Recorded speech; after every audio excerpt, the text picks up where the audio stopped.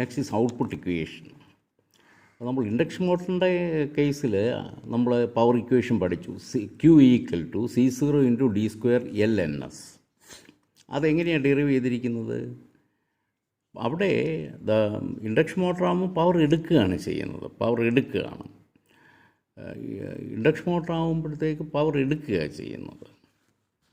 നമ്മൾ electrical power കൊടുക്കുന്നു, machine എടുക്കുന്നു, അതുപയോഗിച്ചുകൊണ്ട് മെക്കാനിക്കൽ പവർ തരുന്നു. അപ്പോൾ ഇവിടെ സിങ്ക്രണസ് മെഷീൻ ആകുമ്പോൾ ഇലക്ട്രിക്കൽ പവർ ഡെവലപ്പ് ചെയ്യുന്നു. അപ്പോൾ ഇവിടെ പവർ ഔട്ട്പുട്ടാണ്. അപ്പം അവിടെ നമ്മൾ പവർ ഇക്വേഷൻ ഡെവലപ്പ് ചെയ്യാൻ 3 into voltage per phase into current per phase 3 into VP into IP into 10⁻³ എന്നെടുക്കുമ്പോൾ KVA ഇൻപുട്ട് കിട്ടും. KVA ഇൻപുട്ടാണ് അവിടെ. അപ്പോൾ അതിൽ നിന്നാണ് നമുക്ക് C0 d²LNS കിട്ടിയേക്കുന്നത്. ഇവിടെ പവർ സ്റ്റേറ്ററിൽ മെഷീൻ ഇലക്ട്രിക്കൽ പവർ ഡെവലപ്പ് ചെയ്യാണ്. സി, അപ്പോൾ നമ്മൾ നേരത്തെ വരച്ച ഡയഗ്രമാണ്. ഇതിനകത്ത് വൈൻഡിങ് ഇരിക്കുന്ന ഇവിടെയാണ്, ഈ ഇൻസൈഡ് സ്റ്റേറ്ററിൻ്റെ ഇന്നർ സർഫസിലാണ്. ഇത് നമ്മുടെ അതിൻ്റെ ഫ്രെയിമാണ്. അപ്പോൾ സ്റ്റേറ്ററിൻ്റെ ഇന്നർ സർഫസിലാണ് ഇങ്ങനെ സ്ലോട്ട് കൊടുത്തിട്ട് ഈ സ്ലോട്ടുകളിലാണ് നമ്മുടെ സ്റ്റേറ്റർ വൈൻഡിങ് ഇരിക്കുന്നത്. അപ്പോൾ ഇവിടെ ഡെവലപ്പ് ചെയ്യുന്ന power as we rotate the rotor primer ഉപയോഗിച്ച് കറക്കുമ്പോൾ ഇവിടെ പവർ ഡെവലപ്പ് ചെയ്യും. ആ പവർ നമ്മൾ പുറത്തോട്ട് കൊടുക്കുകയാണ് ചെയ്യുന്നത്. Power is supplied from the machine. അപ്പം ഔട്ട്പുട്ടാണ് ഇവിടുന്ന് കൊടുക്കുന്ന പവർ ഔട്ട്പുട്ടാണ്. So that output power VP into IP 3 into VP into IP into 10⁻³ എന്ന് പറയുന്നത് ഇവിടെ KVA ഔട്ട്പുട്ടാണ്. Into KVA output is the KVA output. അപ്പം ഇതിനകത്ത് പിന്നെ 10⁻³ കൊണ്ട് മൾട്ടിപ്ലൈ ചെയ്യും, അന്നേരം അത് KVA ആകും. അപ്പോൾ ഒരു 10⁻³ വരും. അപ്പം you have the same equation. അപ്പോൾ ഇവിടെ C0 d²LNS എന്ന് തന്നെ വരും. Where what is D here? D is the inside diameter. D is the inside diameter. ഇതാണ് സ്റ്റേറ്ററിൻ്റെ ഇൻസൈഡ് ഡയമീറ്ററാണ്. D. L എന്ന് പറയുന്നത് L ഈസ് ദിസ്. ഇതാണ് L എന്ന് പറയുന്നത്. ഇങ്ങനെ ഈ ഡയറക്ഷനിൽ വരുന്ന ആ ലെങ്ത് ഓഫ് ദ മെഷീൻ അറിയാമല്ലോ, ഞാൻ നേരത്തെ അത് കാണിച്ചതാണ്. അപ്പം so the coefficient C0 is same 1.11 π² B average AC into KW into 10⁻³ അല്ലെങ്കിൽ അതിനെ നമ്മൾ 11 KW into B average into AC into 10⁻³. So the output equation is Q equal to C0 d²LNS, where NS is in RPS, capital NS divided by 60, and that will be 2F/P. The output equation in terms of peripheral speed can be written as follows. പലപ്പോഴും ഇതിനകത്ത് വരുന്ന ഒരു determining ഫാക്ടറാണ് peripheral speed എന്ന് പറയുന്നത്. Peripheral speed എന്ന് പറഞ്ഞാൽ πdNS. അത് യഥാർത്ഥത്തിൽ എന്താണ്? ഈ πdNS/60 എന്ന് പറയുന്നത് πdNS/60 അതാണ് പെരിഫറൽ സ്പീഡ്. അതെന്ന് പറയുന്നത് NS/60 എന്ന് പറയുന്നത് സ്മോൾ ns. അപ്പോൾ അത് πd_ns. Since NS is equal to NS/60. ഇത് നമുക്കറിയാം. സോ അപ്പോൾ അത് നമ്മൾ സബ്സ്റ്റിറ്റ്യൂട്ട് ചെയ്യുമ്പോൾ Q ഈക്വൽ ടു C0യ്ക്ക് പകരം 1.1 π² B average AC into KW into 10⁻³ into d²LNS power in KVA. അത് നമ്മൾ ഈ π² ഒന്ന് വെളിയിലെടുത്തു. π² അങ്ങ് വെളിയിൽ കൊണ്ടുപോയി. നോക്കണം, 1.11 B average AC into KW into 10⁻³ into ഈ d² കൂടെ π² ഇത് π²d². ഇവിടെ മുകളിലും താഴെ NS കൊണ്ട് മൾട്ടിപ്ലൈ ചെയ്തു. അപ്പോൾ NS² മുകളിൽ വരും, താഴെ NS ഇൻറ്റു L. അപ്പം πdNS/60 πdNS മുകളിലുള്ള πdNS എന്ന് പറയുന്നത് VA ആണ്. അപ്പം VA²/NS. അപ്പോൾ ഇങ്ങനെ ഒരു എക്സ്പ്രഷൻ എഴുതാം. പക്ഷെ പല എക്സ്പ്രഷൻ ഇങ്ങനെ കാണാൻ പഠിക്കും.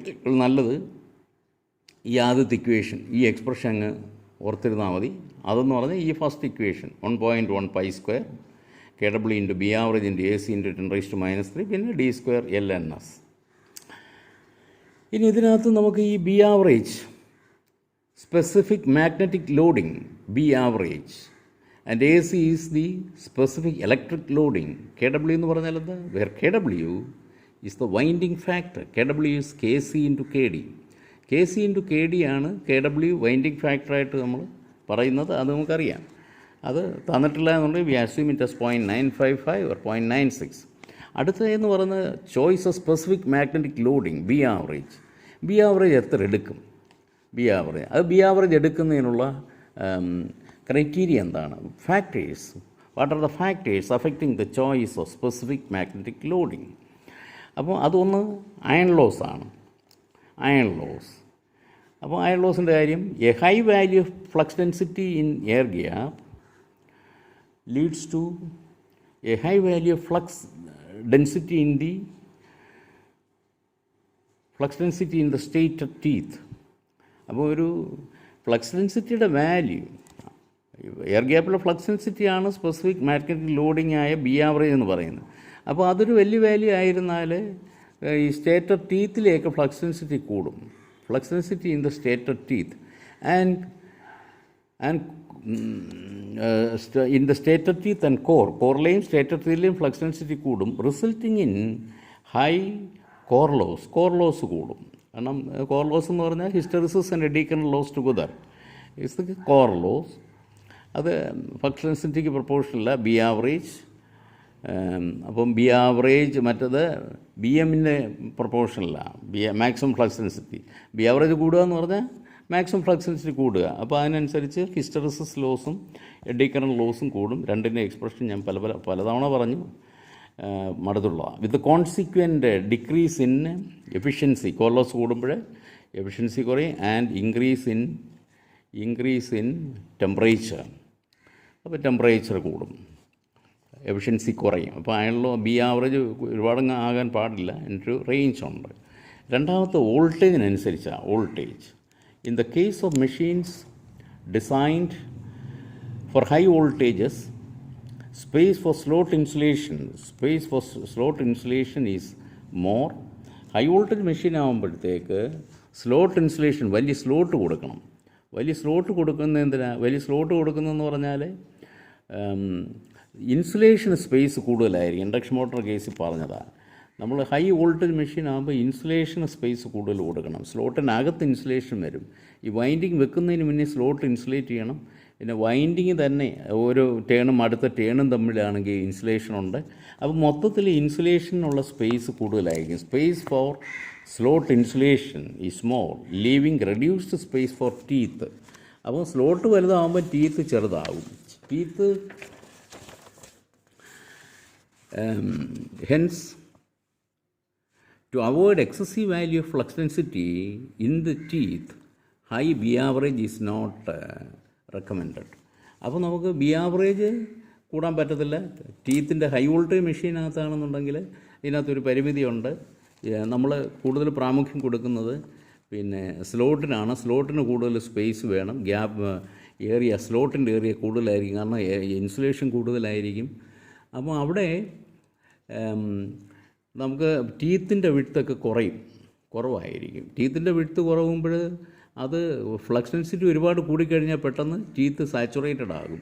ടീത്ത് സാച്ചുറേറ്റഡ് ആയിക്കഴിഞ്ഞാൽ ആ ഭാഗത്തൊക്കെ വൈബ്രേഷൻ വരും, ആ ഭാഗത്ത് കോർ ലോസ് കൂടുതലായിരിക്കും, ഹാർമോണിക്സ് വരും, അങ്ങനെയൊക്കെയുള്ള ഒരുപാട് പ്രശ്നങ്ങൾ വരും. മൂന്നാമത്തെ ഫാക്ടർ എന്ന് പറഞ്ഞാൽ short circuit current. A high value of B average results in decrease in the leakage reactance of the machine with the consequent increase in short circuit current. അതെന്താണ്? ഹൈ വാല്യൂ ഓഫ് ബി ആവറേജും leakage റിയാക്റ്റൻസുമായിട്ടുള്ള ബന്ധം എന്താണ്? ഇതാണ്ട് നോക്കണം. High B average then low A C. B average കൂടുമ്പോൾ നമ്മൾ A C electric loading കുറയ്ക്കും. ഇലക്ട്രിക് ലോഡിങ് കുറയ്ക്കുമ്പോൾ ലീക്കേജ് റിയാക്റ്റൻസ് കുറയും.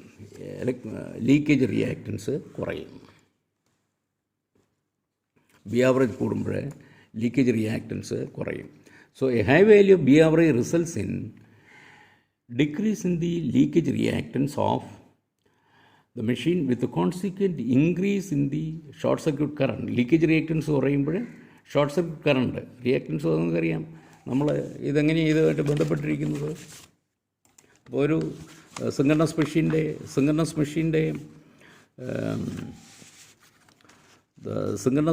ഇക്വലൻറ്റ് സർക്യൂട്ട് എങ്ങനെയാണ്? ഇക്വലൻറ്റ് സർക്യൂട്ട് എന്ന് പറഞ്ഞാൽ ഒരു EMF E0 in series with resistance and synchronous reactance. ഇതാണല്ലോ. ഒരു synchronous machine can be replaced like this. ഇത് ആർമേച്ചർ റെസിസ്റ്റൻസ്, ഇത് synchronous reactance, synchronous machine.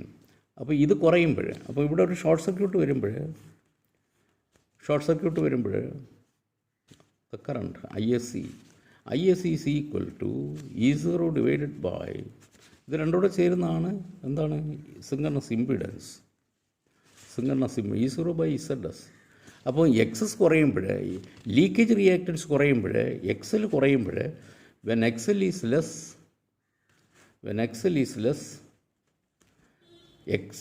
XS will be less. X S കുറയുമ്പോഴെന്ന് സംഭവിക്കും? ZS കുറയും. ZS കുറയുമ്പോൾ ISC, ഷോർട്ട് സർക്യൂട്ട് കറണ്ട് കുറയും. അപ്പം with a consequent decrease in short circuit current, hence a low value of B average is preferred to limit the short circuit current and the associated electromagnetic forces. ഇനി വേറൊരു important സംഗതി എന്ന് പറഞ്ഞാൽ എന്താണ്? വേറൊരു important സംഗതി എന്ന് പറയുന്നത് the stability. The steady state stability limit. The fourth factor is the stability. The steady state stability limit of a cylindrical rotor machine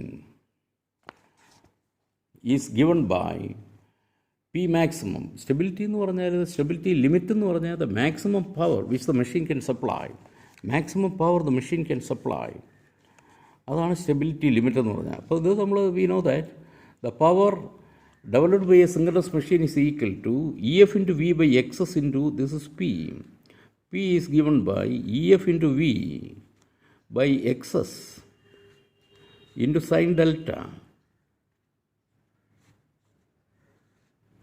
ഇതാണ് EF into V divided by XS into sin delta P. അപ്പോൾ അത് when delta is 90 degree, ഇവിടെ 90 degree ആകുമ്പോൾ delta, along the x-axis you have delta, the load angle. When that delta becomes 90 degree, the power is maximum. ഈ maximum power delta 90 ആകുമ്പോൾ EF into V by XS എന്ന് വരും. അപ്പം this PM is equal to EF into V. അതിനെയാണ് നമ്മൾ stability limit എന്ന് പറയുന്നത്. Stability limit, the steady state stability limit of a cylindrical rotor machine is given by Pmax equal to EF into V by XS, where EF is the excitation voltage. EFന് സ്ഥാനത്താണ് ഞാൻ നേരത്തെ E0 എന്ന് പറഞ്ഞു. EF is the excitation voltage, V the terminal voltage, and XS the synchronous reactance.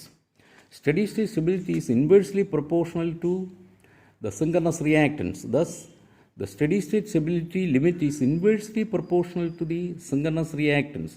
Synchronous reactance is inversely proportional to steady state stability limit. If B average is large, B average കൂടി ഇരുന്നാൽ, then a smaller armature turns is only required. അപ്പോൾ B average കൂട്ടുകയാണെങ്കിൽ AC കുറയും. AC രണ്ടും കൂട്ടത്തില്ല. B average കൂട്ടിക്കഴിഞ്ഞാൽ AC കുറച്ച് മതി. B average AC specific electric loading. AC കുറയുമ്പോഴോ എന്താ, ആർമച്ചർ കണ്ടക്ടേഴ്സ് കുറയും. അത് ആർമച്ചർ കണ്ടക്ടേഴ്സ് കുറയുമ്പോൾ റെഡ്യൂസസ് ആർമച്ചർ റിയാക്ഷൻ. അപ്പോൾ ആർമച്ചർ കണ്ടക്ടേഴ്സ് കുറയ്ക്കുമ്പോൾ ആർമച്ചറിന് വൈൻഡിങ്ങിൻ്റെ ടേൺസ് കുറയുമ്പോൾ ആർമച്ചർ റിയാക്ഷൻ കുറയും. This reduces armature reaction and hence the synchronous reactance is reduced. അപ്പോൾ സിങ്കർണസ് റിയാക്റ്റൻസ് കുറയും. Synchronous reactance is proportional to the square of the number of turns.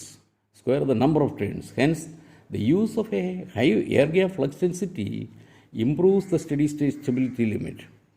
അപ്പം ഇത് ഹൈ ബി ആവറേജ് കൂട്ടുകയാണെങ്കിൽ, specific magnetic loading കൂട്ടുകയാണെങ്കിൽ, ചുരുക്കത്തിൽ excess കുറയുമ്പോൾ ഈ power കൂടും, Pmax കൂടും എന്ന് പറഞ്ഞ് സ്റ്റഡി സ്റ്റേറ്റ് സ്റ്റെബിലിറ്റി ലിമിറ്റ് കൂടും.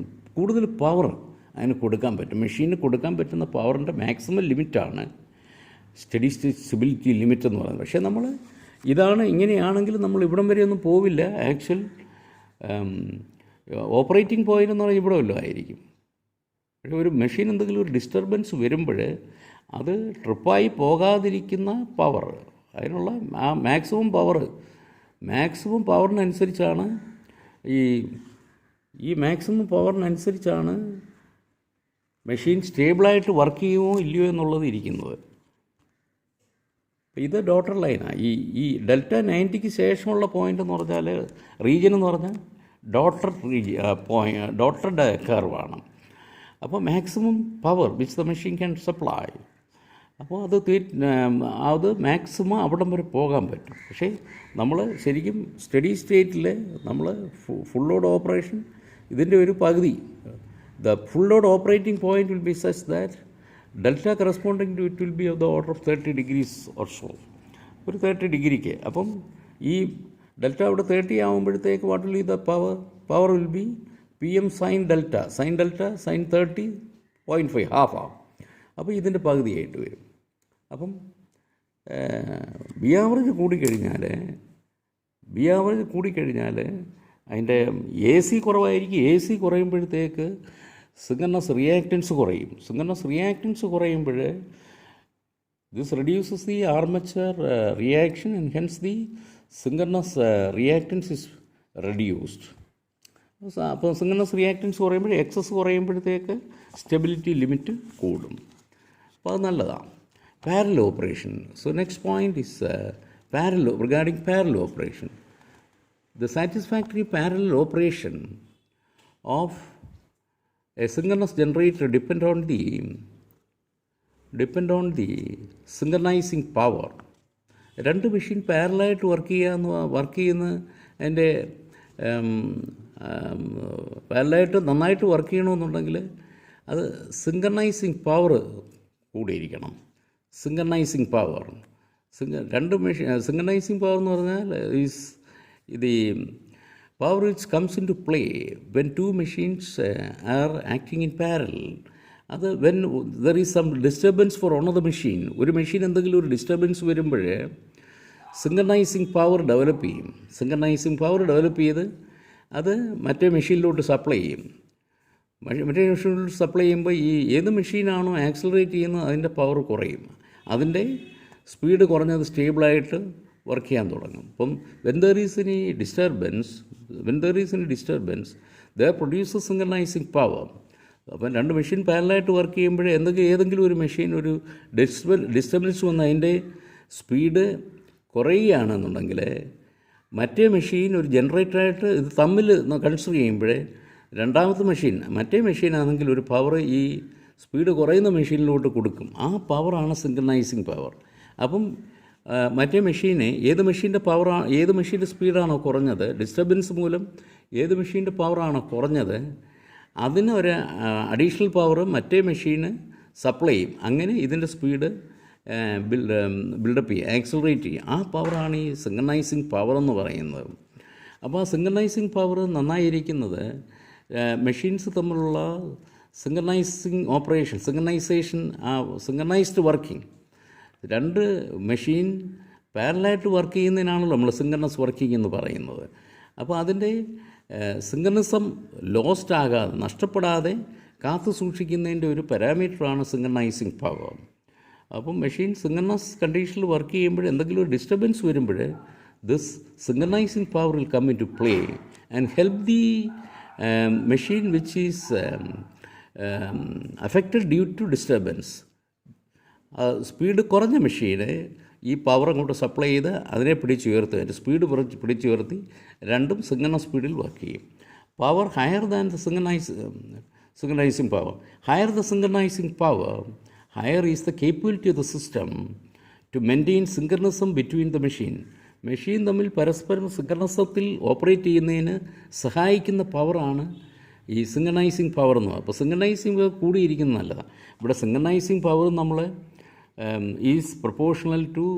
is inversely proportional to the synchronous reactance.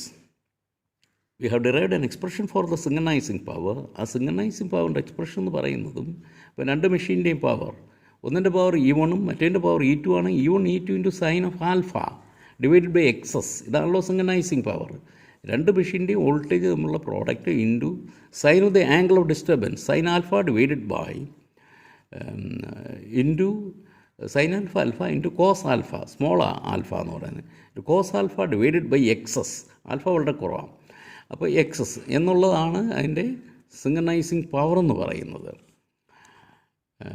അപ്പോൾ അത് സിങ്കനൈസിങ് പവർ കൂടിയിരിക്കാനായി എക്സസ് കുറഞ്ഞിരിക്കണം. Hence machines designed with high value of B average operate satisfactorily in parallel. അപ്പം ബി ആവറേജ് കൂടിയിരിക്കുകയാണെന്നുണ്ടെങ്കിൽ സിങ്കർണസ് റിയാക്റ്റൻസ് കുറവായിരിക്കും. Synchronous reactance കുറവായിരിക്കുമ്പോൾ synchronizing power കൂടിയിരിക്കും. Synchronizing power കൂടിയിരിക്കുമ്പോൾ അത് സാറ്റിസ്ഫാക്ടറി ആയിട്ട് സിങ്കർണസ് കണ്ടീഷനിൽ രണ്ടും കൂടി പാരലായിട്ട് വർക്ക് ചെയ്യും സാറ്റിസ്ഫാക്ടറി ആയിട്ട്. So the synchronizing power is inversely proportional to the synchronous reactance and because of which hence machine designed with high value of B average കൂടിയിരുന്നാൽ, അതായത് low synchronous reactance, then they operate satisfactorily in parallel. അപ്പോൾ for the conventionally cooled generators,